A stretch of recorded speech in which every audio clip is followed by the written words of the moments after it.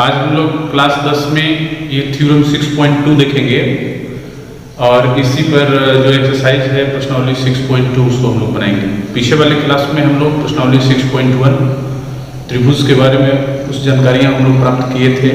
Thales प्रमेय 6.1 भी आपको हम बता चुके हैं पिछले क्लास में, उसी का ये विलोम है।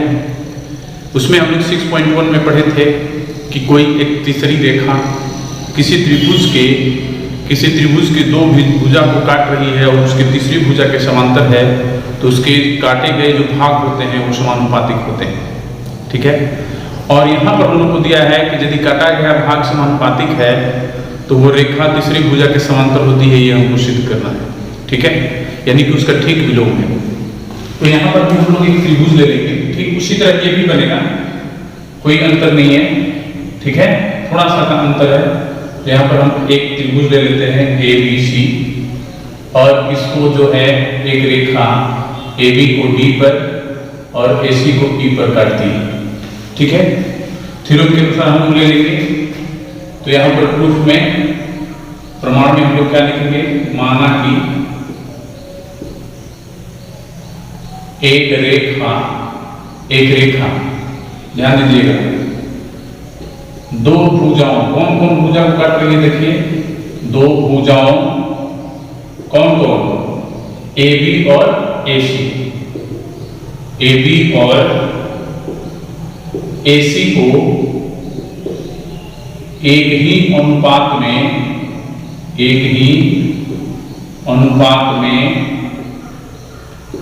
क्रमशः D और E पर काटती है। एक ही अनुपात में विभाजित करती है, चलिए लिख देते हैं, एक ही अनुपात में विभाजित करती है। प्रमेय के अनुसार हम लोग लिख दिए। ठीक है, हम लोग को मान लेते हैं कि वो रेखा जो है वो त्रिभुज AB के भुजा को D पर और AC को E पर काटती है और एक ही अनुपात में विभाजित करती है। इसका मतलब यहाँ पर हमको क्या मिल गया, AD बटा में DB इक्वल टू AE बटा में EC।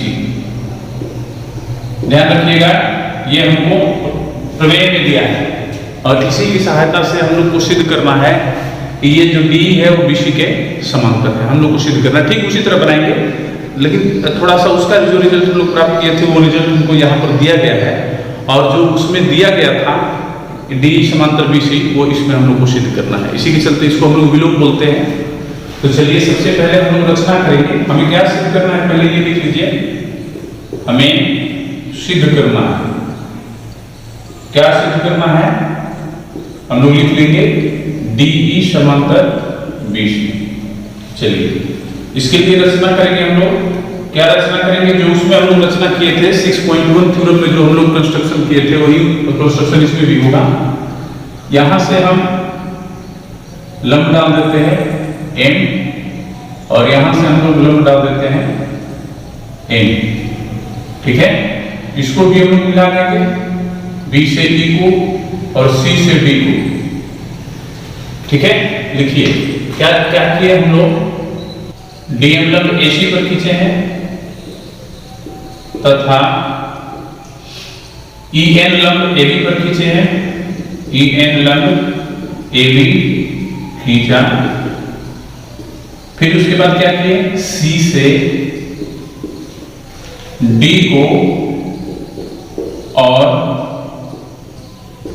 B से E को मिलाया, B से E को मिलाया। हम लोग लिख देंगे B से E को मिलाया।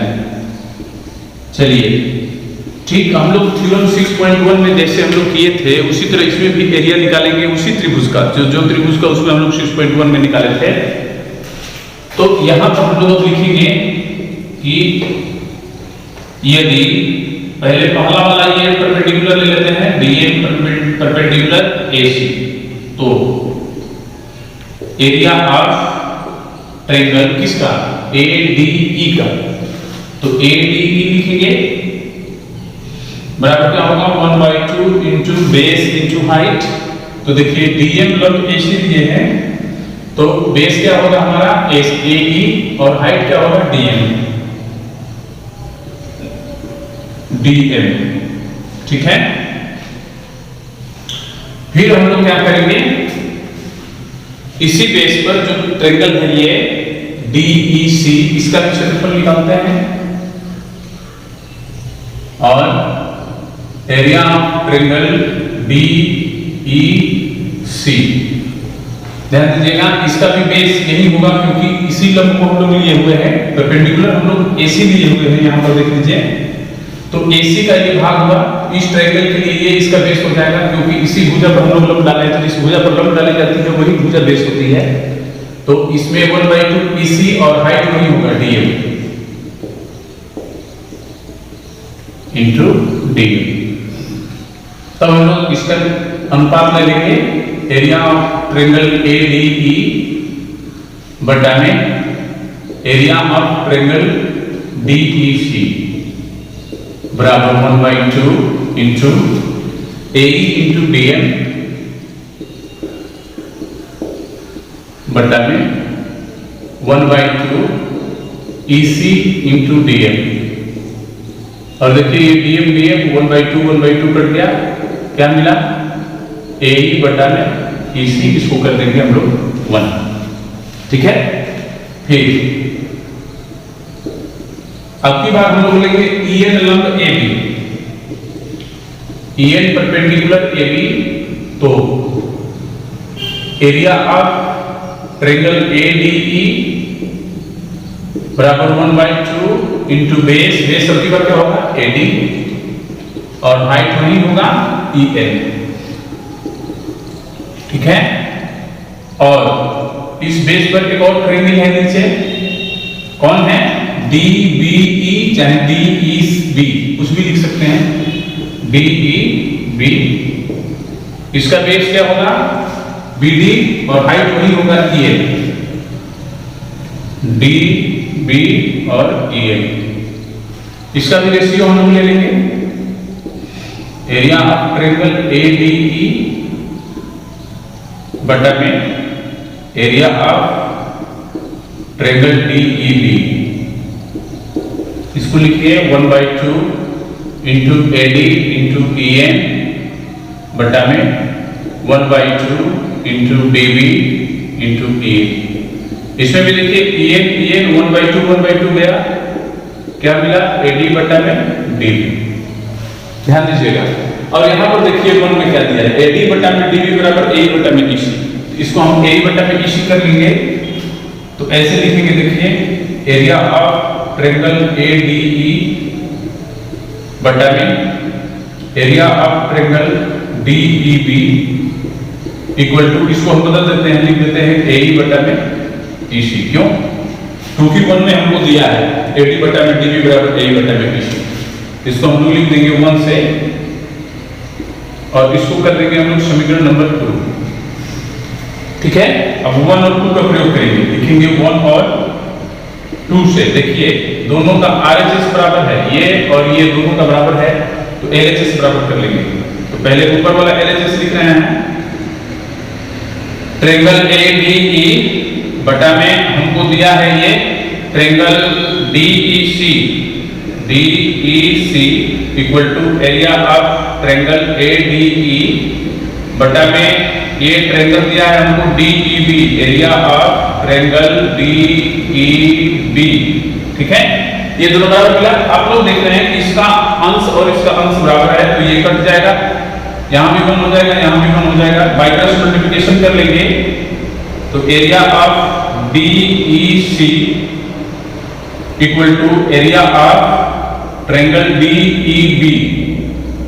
अब देखिए यहां पर दो त्रिभुज का क्षेत्रफल हमको समान मिल रहा है, एरिया, तो ये हम लोग पढ़े हुए 9th क्लास में, कब मिलता है दो त्रिभुज का क्षेत्रफल समान, तो वो दोनों त्रिभुज का आधार एक ही हो और दोनों एक ही रेखा के बीच स्थित हो, तो तब हम लोग कहेंगे कि इन दोनों त्रिभुजों का क्षेत्रफल जो होगा वो बराबर होगा, और जो ये दोनों रेखाओं के बीच में ये है वो दोनों रेखा समांतर होगी। ठीक है, उसी प्रमेय का हम लोग प्रयोग करेंगे, तो यहाँ पर लिखेंगे, देख लीजिए, ध्यान दीजिए,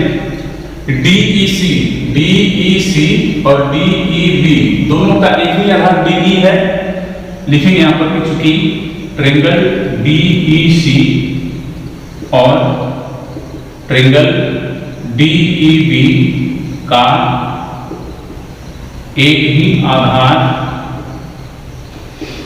एक ही आधार DE है तथा एक ही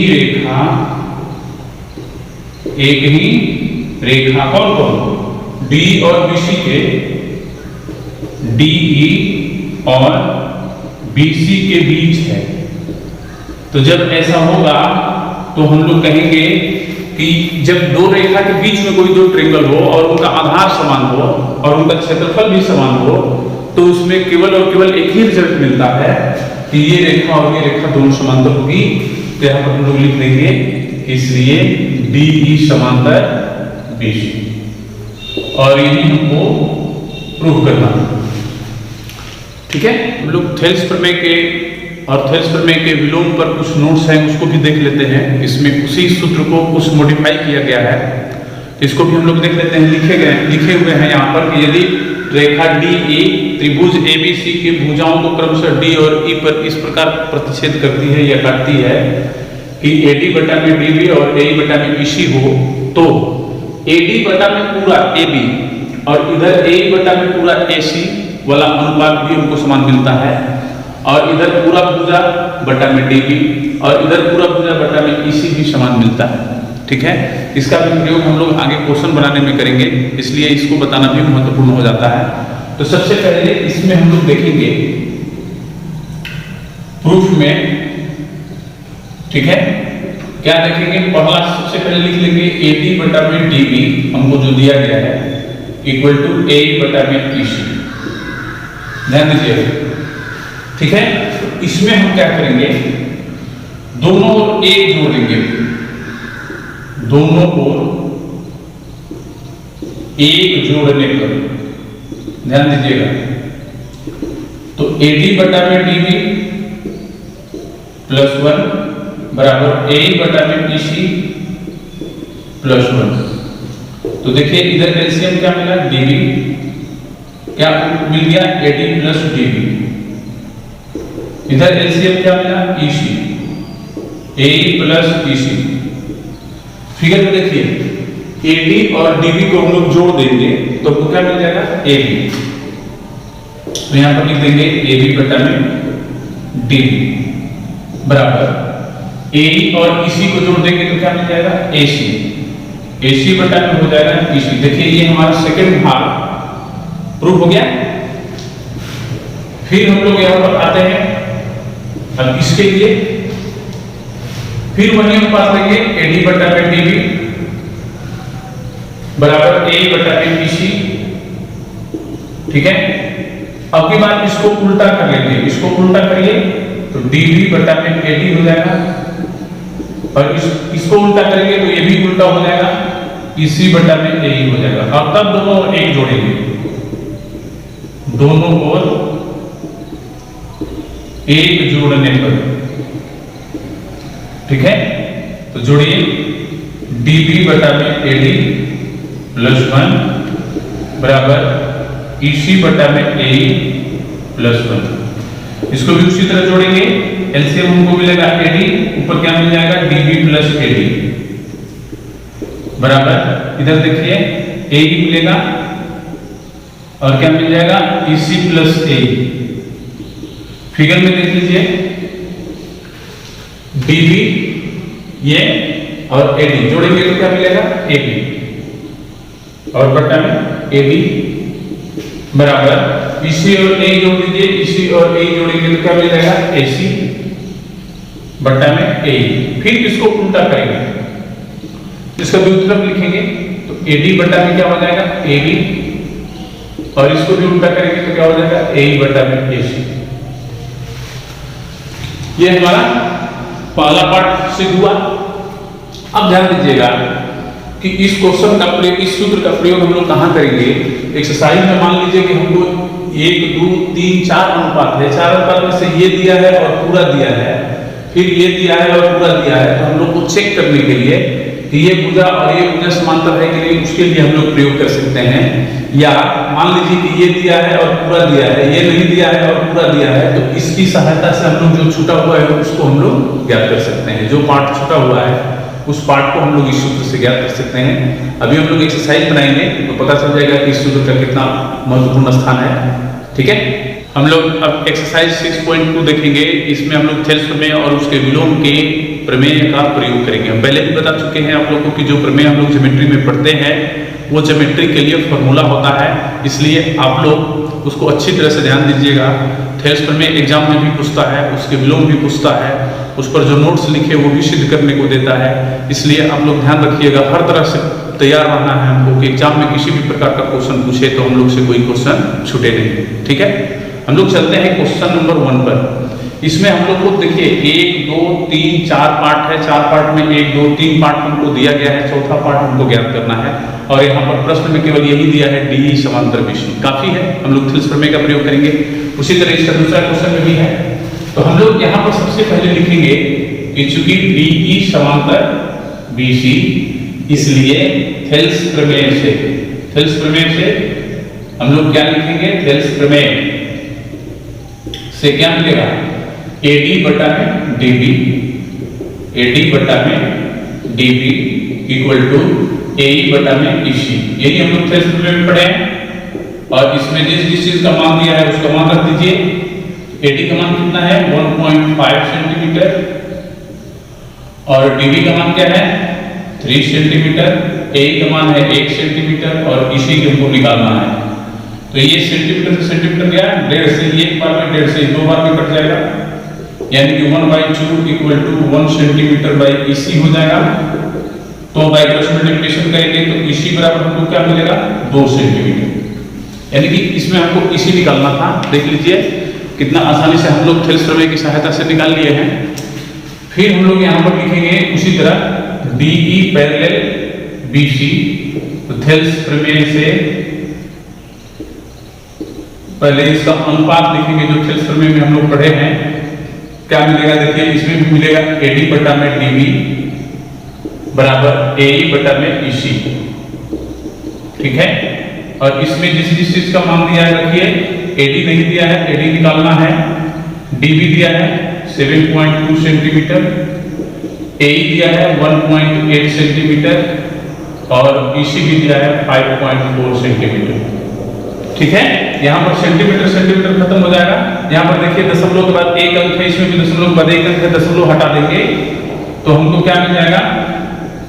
AD बटा में 7.2 सेंटीमीटर बराबर 18 बटा में 54 हमको मिल जाएगा। फिर उसके बाद 18 से एक बार में 18 कटेगा और 18 से 3 बार में हम लोग 54 घटा देंगे, यानी हमको मिल गया AD बटा में 7.2 सेंटीमीटर इक्वल टू 1/3। ठीक है, अब हम लोग बाई क्रॉस मल्टीप्लिकेशन करेंगे तो AD इंटू 3 बराबर 7.2 सेंटीमीटर। तो AD बराबर हमको क्या मिल गया? देखिए 7.2/3 सेंटीमीटर। हम लोग 3 से इसमें भाग दे देंगे तो क्या मिलेगा? 2.4 सेंटीमीटर। ठीक है, इस प्रकार से हम लोग क्वेश्चन, ऐसे क्वेश्चन दिए रहेगा तो इसी तरह से हम लोग हल करेंगे। क्वेश्चन नंबर 2 देखते हैं। इसमें हम लोग को ये दिया गया है, फिगर हम अपने से बनाए हैं। फिगर में बताया गया है कि PQR में भुजा P के ऊपर एक बिंदु E है और PF पर F है, एक रेखा काट रही है। तो इसमें हम लोग को दिखाना है, चेक करना है कि EF पैरेलल QR है कि नहीं, यानी कि EF और QR समांतर है कि नहीं। हम लोग थेल्स प्रमेय के विलोम से हम लोग इसको सिद्ध करेंगे। तो चलिए हम लोग देखते हैं जो मान दिया गया है। सबसे पहले क्या करेंगे कि इसका और इसका अनुपात लिखेंगे। तो क्या लिखेंगे? PE बटा में EQ। PE हमारा क्या है? 3.9 सेंटीमीटर और EQ क्या है? 3 सेंटीमीटर। ध्यान दीजिएगा, ये दो 3.9 को हम लोग 3 से डिवाइड करेंगे तो 1.3 बार में डिवाइड होगा, यानी कि 1.3 हो जाएगा।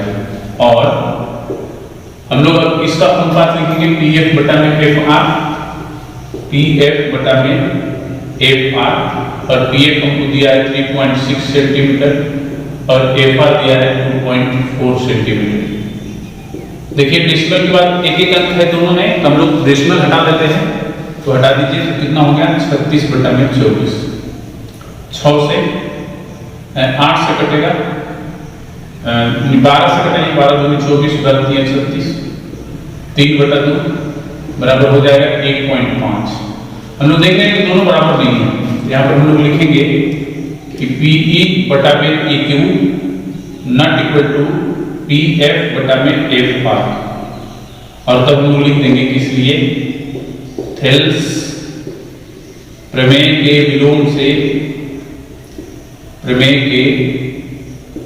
विलोम से EF और QR समांतर नहीं है। EF और QR समांतर नहीं है। ठीक है, इसका दूसरा क्वेश्चन हम लोग देखेंगे। इसका दूसरा क्वेश्चन हमको दिया है PE बराबर 4 सेंटीमीटर, QE बराबर 4.5 सेंटीमीटर, फिर उसके बाद दिया है PF बराबर 8 सेंटीमीटर और RF बराबर 9 सेंटीमीटर। ठीक है, तो इसका भी हम लोग फिगर बना सकते हैं। ठीक इसी प्रकार फिगर बना करके जो मान हमको दिया है वो रख लेंगे वहां पर, जैसे हम लोग इसमें जो मान दिया है वो रखे हैं, उसी तरह आप लोग भी रख सकते हैं। तो चलिए हम केवल अनुपात लिखते हैं यहाँ पर PE बटा में EQ। फिगर यही होगा सेम, इसलिए हम फिगर नहीं बनाए हैं, ध्यान रखिएगा। ये सेम फिगर इसमें भी आप लोग बना सकते हैं, और P से E के बीच में आप लोग लिख सकते हैं 4 सेंटीमीटर, Q से E के बीच में आप लोग लिख सकते हैं 4.5 सेंटीमीटर। ठीक है, लिख सकते हैं आप लोग।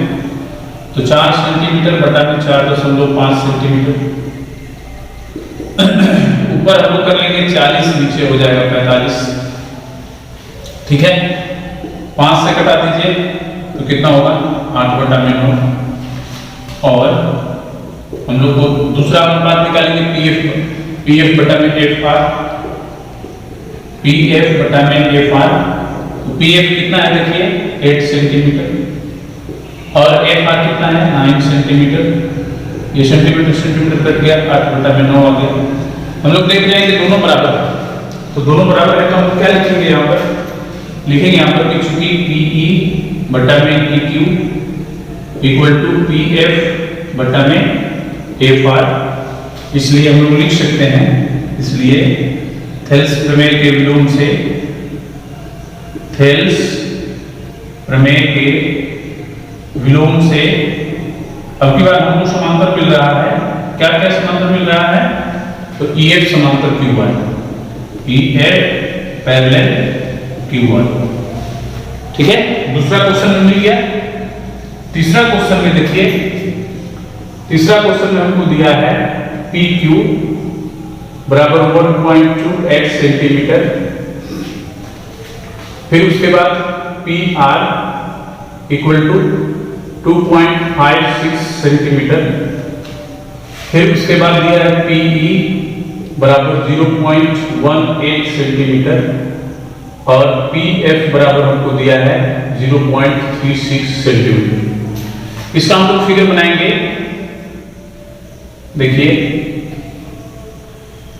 P Q R और यहां पर है E और यहां पर है F। ध्यान दीजिएगा, तो हमको PQ दिया है यहां से यहां तक, हमको यहां से यहां तक का मान दिया है कितना, ध्यान दीजिएगा 1.28 सेंटीमीटर, और PR दिया है, PR इधर का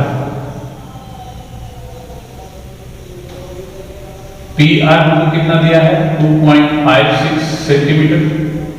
उसके बाद PE दिया है, देखिए ये 0.18 सेंटीमीटर और PF दिया है इधर का 0.36 सेंटीमीटर।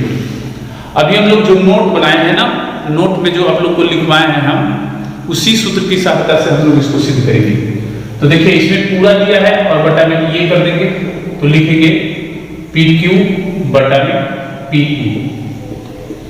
ध्यान दीजिएगा, यहाँ हम लोग ये भी लिख सकते थे PE बटा में PQ, उल्टा भी कर सकते थे, कोई दिक्कत नहीं है।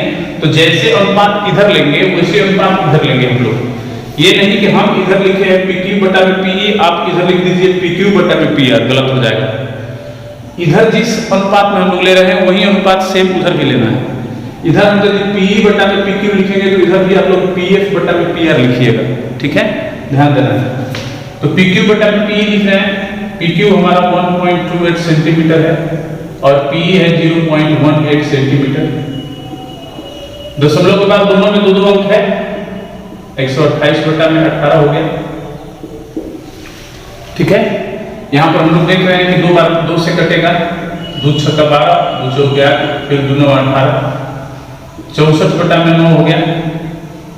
और हम लोग अब दूसरा अंक इधर क्या लिए थे, पी क्यू पूरा बटा में ये लिए थे, उसी तरह इधर भी पूरा बटा में ये लेंगे, यानी पी आर बटा में पी एफ, पी आर बटा में पी एफ। पी आर हमारा क्या है 2.56 सेंटीमीटर और पी एफ क्या है 0.36 सेंटीमीटर। दशमलव हटा देंगे तो 256 बटा में 36 मिल जाएगा, ठीक है। 4 से कटाइए, 4 छक्का 24, 16, 4 9 36, 64 बटा में 9। देख लीजिए ये और वो दोनों सेम मिल गया, तो यहाँ पर हम लोग लिखेंगे चूंकि पी क्यू बटा में P E equal to P R बटा में पी एफ, इसलिए हम लोग लिख देंगे क्या ई एफ समांतर क्यू आर। यहाँ पर भी आप लोग लिख सकते थे थेल्स प्रमेय के विलोम से, यहाँ पर भी हम लोग लिख सकते हैं कि थेल्स प्रमेय के विलोम से E F parallel Q R, यही हमारा आंसर होगा। क्वेश्चन नंबर 3 और 4 बोर्ड पर लिख चुके हैं क्वेश्चन जो आपको किताब में दिया गया है। ये देखिए फिगर इसमें दिया गया है हमको कि L N parallel C B, L N जो है वो इसके पैरेलल है और एल एन जो है वो इसके पैरेलल है, हमको दिया है, हमको सिद्ध करना है ए एम बटा में ए बी बराबर ए एन बटा में ए डी, ठीक है। तो सबसे पहले हम लोग क्या करेंगे कि L N parallel C B ले लेंगे, ठीक है, ध्यान दीजिएगा। L N parallel C B जो है वो किस ट्रायंगल में है, ट्रायंगल ए बी सी में है, तो लिखेंगे ट्रायंगल ए बी सी में, ठीक है। अब ध्यान दीजिएगा ट्रायंगल ए बी सी में किसका प्रयोग करेंगे, थेल्स प्रमेय का, तो लिखेंगे थेल्स प्रमेय से, थेल्स प्रमेय से। ध्यान दीजिए इस ट्रायंगल में ये और ये पैरेलल है, तो ए एम बटा में एम बी बराबर ए एल बटा में एल सी मिलेगा, तो लिखिए ए एम बटा में M B equal to A L बटा में एल सी। इसको कर देंगे हम लोग समीकरण नंबर 1, ठीक है, ध्यान दीजिएगा। फिर उसके बाद हम लोग लिखेंगे और अब की बार किसको लेंगे, L N parallel C D हो तो ट्रायंगल, देख लीजिए ये एल एन और जो ये दिया गया है सी डी किस ट्रायंगल में है, ट्रायंगल ए सी डी में, तो लिखेंगे ट्रायंगल ए सी डी में थेल्स प्रमेय से,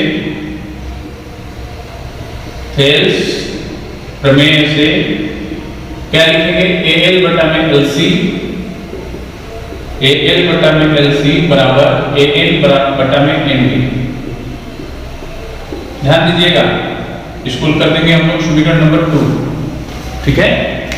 अब ध्यान दीजिए कि इसमें और इसमें जो है ये कॉमन है, ए एल बटा में एल सी, तो इसको भी हम लोग कॉमन कर लेंगे, तो लिखेंगे 1 और 2 से,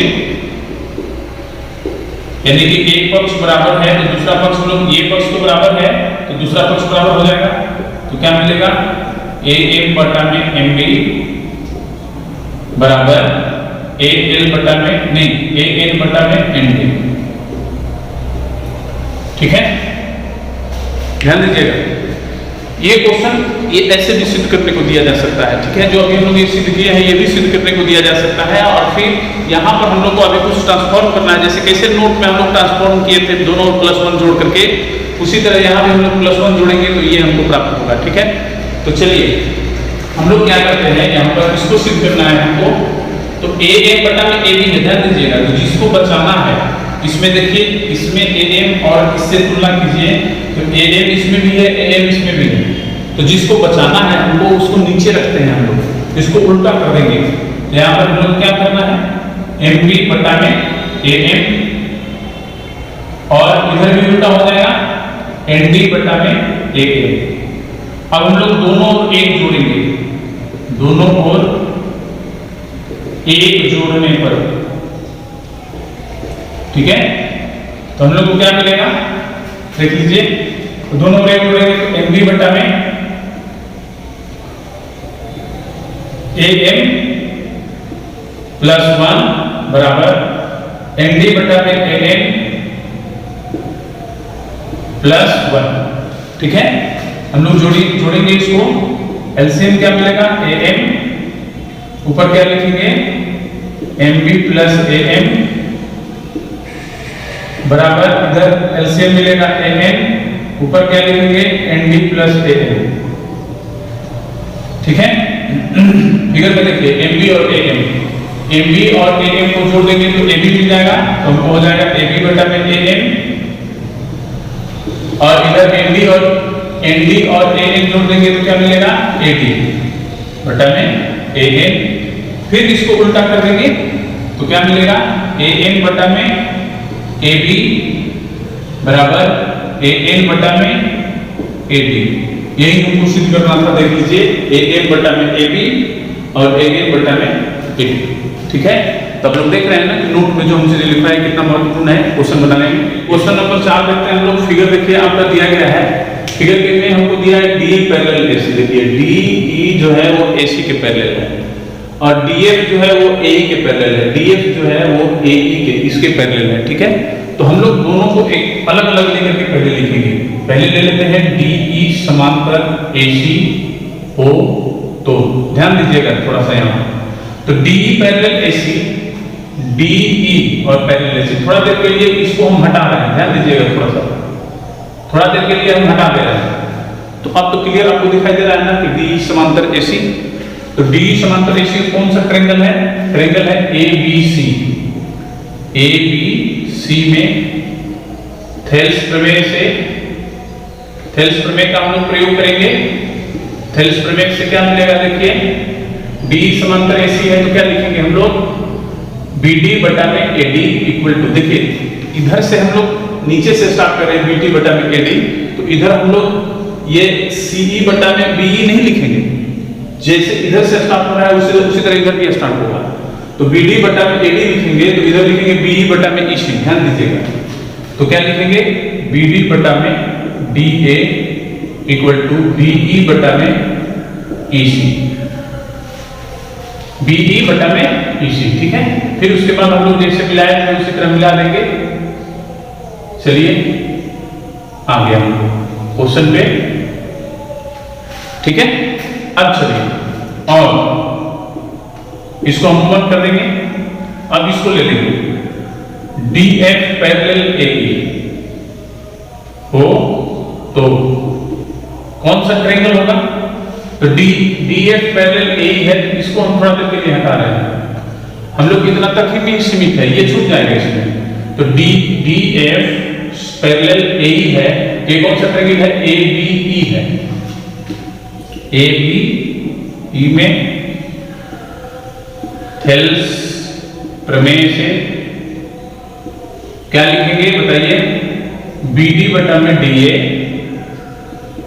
BD बटा में DA इक्वल टू क्या लिखेंगे, BF बटा में FE, BF बटा में FE। इसको कर देंगे क्वेश्चन नंबर 2, और फिर इसको हम लोग मिला देंगे जो हम लोग मिलाए थे, ठीक है। अब देखिए इसमें और इसमें क्या कॉमन है, BD बटा में DA। तो 1 और 2 से जब उसका LHS बराबर है तो RHS बराबर होगा, तो हम लोग क्या लिख देंगे, BE बटा में EC इक्वल टू BF बटा में FE। और देखिए हमको यही ज्ञात करना था, BE बटा में EC बराबर BF बटा में FE है, FC लिख दिया हम, FE है। चलिए ठीक है, आज हम लोग इस क्लास में क्वेश्चन नंबर 4 तक बना लिए हैं।